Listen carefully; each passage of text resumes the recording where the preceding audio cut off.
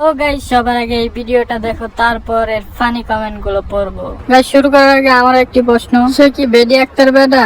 অবশ্যই কমেন্ট করে আমাকে জানাবা। यार अपने कान में ईयरफोन्स डाल लो। क्या डाल भी लिए?